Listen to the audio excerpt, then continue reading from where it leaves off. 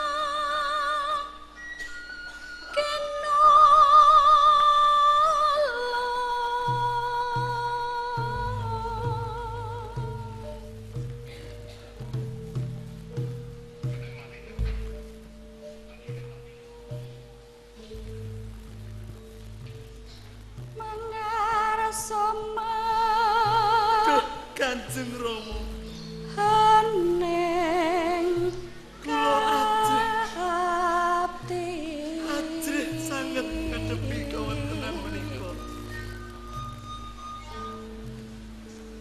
Kula aturi diri kawula saking altar suci.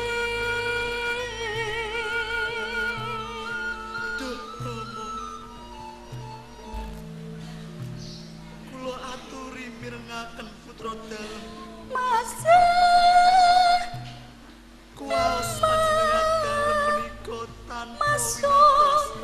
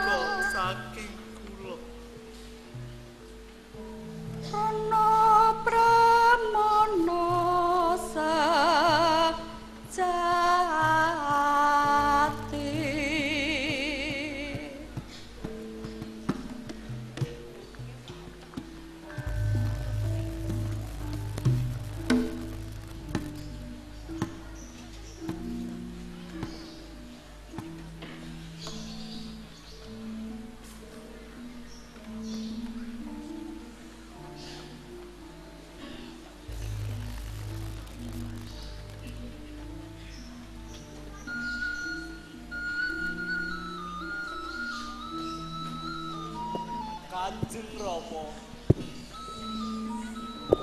kula sumendhe wonten sadaping pondok dalem. Kula pitados jumateng sampeyan dalem. Injih ing ngarsa dalem menika kula pasrahaken jiwa raga kawula.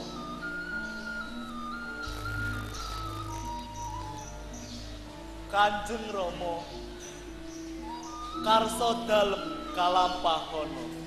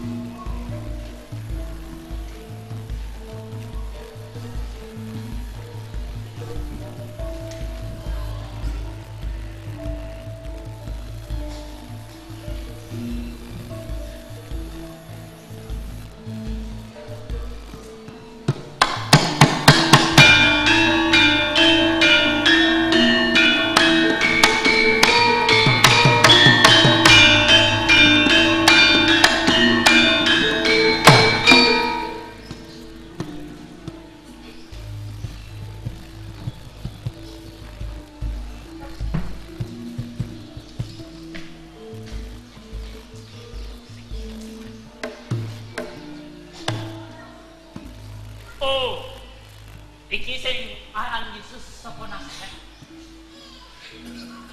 Sing jare maksud dadi ratu.